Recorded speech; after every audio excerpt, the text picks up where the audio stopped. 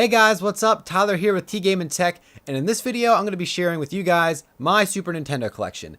And there's a lot of games in this collection, well not really a lot compared to some other collections that some people might have. And I have a lot of good games, but I do have some games that I think that are missing, but we'll get to that near the end of the video. And so to start off, we have the actual Super Nintendo itself, and just I think there's a penny in there. I'm 90% sure it's a penny. It's been in there for as long as I can remember. It still works, completely functional, but there's just something inside of it that I don't know really what it is.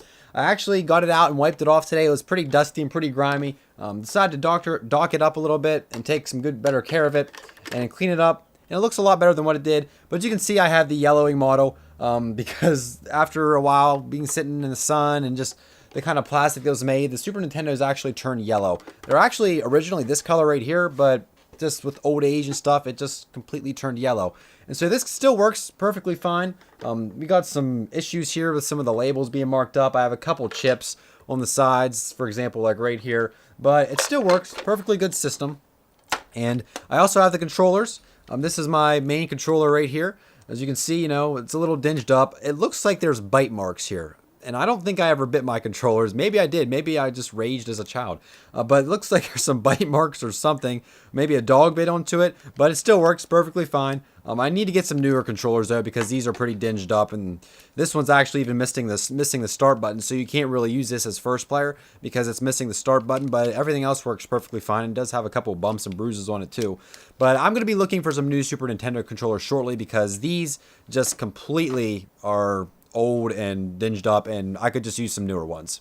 And of course, with the regular controllers, you do have controller extenders, because believe it or not, there was a day, kids, that all controllers weren't wireless, and so we did have wired controllers. And so this is just a controller extender. That way you could plug it into your controller, plug it into the Super Nintendo, and sit on your couch and play a video game.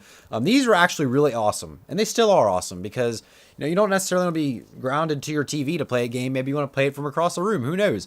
But the controllers and the extenders were all awesome. And unfortunately, extenders are pretty much a thing of the past. But I do have a couple of these lying around. And so now let's actually get into some of the games that I have in my collection.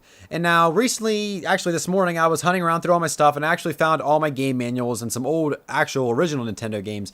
But this is the Super Nintendo video. The Nintendo games will come in a later video. But I actually found pretty much all of my manuals. And so we're going to go through these games, talk about which ones I have the manuals and which ones I don't, and maybe share some thoughts and nostalgia or something that I have with some of the games.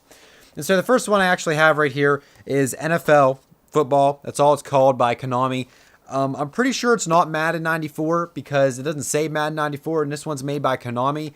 This one doesn't say Konami on it. It says EA Sports. You can see EA Sports old logo right there, and good old Madden on the front. Yeah, this booklet's falling apart, but I don't know if it's the game that matches with it. I'll have to play it later and look and see if it is, but I don't think it is. And I have some other manuals for games that I don't have, that I have played before. Chuck Rock, that actually is owned by another family member, and I've played it, and somehow I got the manual. Some Monopoly game, I don't even know if I've ever played that. Bulls versus Blazers in the NBA playoffs. I have no recollection of playing this. I mean, maybe, I don't know. We don't have the game. I don't know how I got it.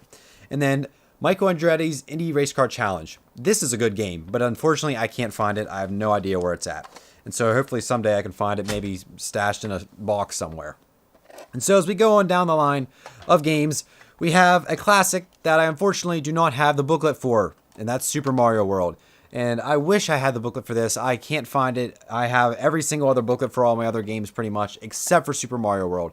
Hopefully it's packed away somewhere and I can find it. This is definitely probably my second favorite Mario game.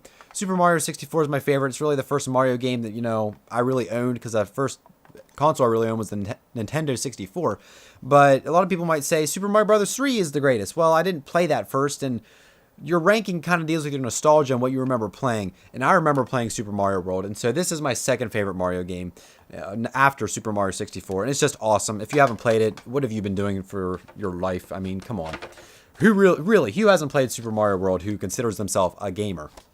And so, moving on is Donkey Kong Country, and I do have the booklet for that. It's a little tattered up, but it's still there and it exists. Donkey Kong Country was an interesting experience for me. I liked playing it, but the game over screen gave me the jeebies. I couldn't stand the game over screen. It scarred me. It's like DK and Diddy sitting there half dead, bandages all over themselves, terrible music that's scary and traumatic for a child. And I just hated getting a game over.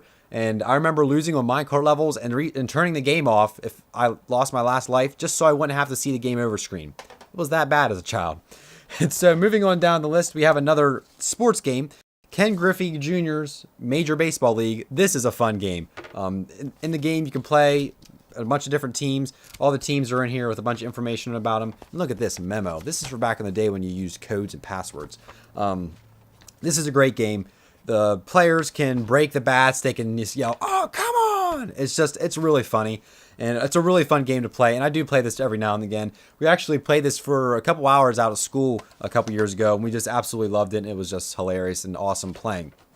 And so we go on down the list. We have Mario Paint. Still have the booklet for that in pretty good condition.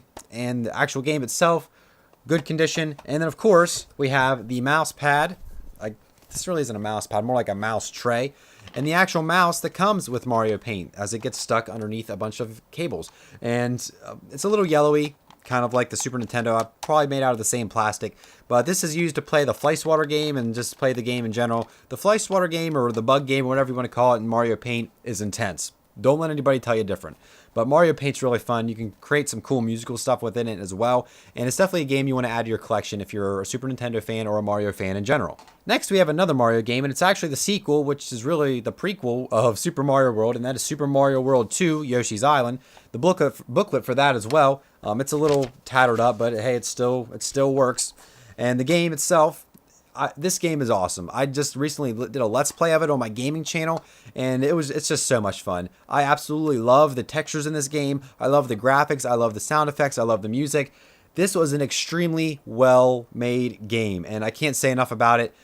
In terms of like playing it and just the overall performance of the game, I think it's better than Super Mario World. But for me, Super Mario World is just the first really Mario game that I played that's kind of like in this 2D era. And so, at least that I remember. But as a game like wholly, I think Yoshi's Island's better. It's just, some people might say it's kiddie, maybe a little bit, but it's a lot of fun. And some of the stuff in it isn't so kiddie, like Yoshi falling into lava.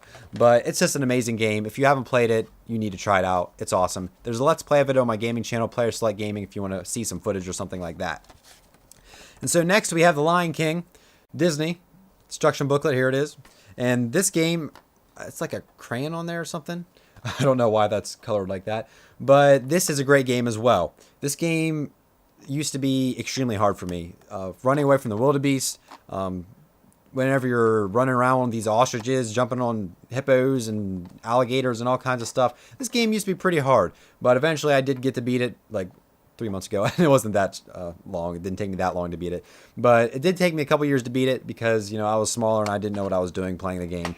But it's a great game, one of the better Disney games. And speaking of Disney games, we have a couple more. This is Aladdin, which is another great game. It also comes with its challenges as well, but it is a great game. And then we also have Mickey's, what's it called? The Great Circus Mystery. And I have the booklet for that as well as I drop it all over the place. And you can see it behind the microphone. And this is a pretty fun game. A lot of different kind of levels. It's really mixed up. It's a lot of variation, but it's a good game. If you haven't played it, it is a good game. It is called It's actually just called The Great Circus Mystery, starring Mickey and Minnie Mouse. It's like small. Can you even read that? Probably not. Next, we have Super Mario All-Stars, which is really the first game that I played that got me playing Super Mario Brothers 2, the Super Mario Brothers The Lost Levels, Super Mario Brothers 3. I played the original Mario Brothers before this, but this is really what got me playing Super Mario Brothers 3 and stuff like that. Great game, a lot of fun. And here's the instruction booklet. It's kind of missing the outer pages, but it's still here. And this is a really fun game. It's like all the Mario games packed into one. You can't go wrong with upgraded graphics. And they actually released an upgrade to that game featuring Super Mario World, but I don't have that because I actually have Super Mario World, and I don't see the use of having that except for if I want to collect it, which I might get into. I'll talk about that later in the video.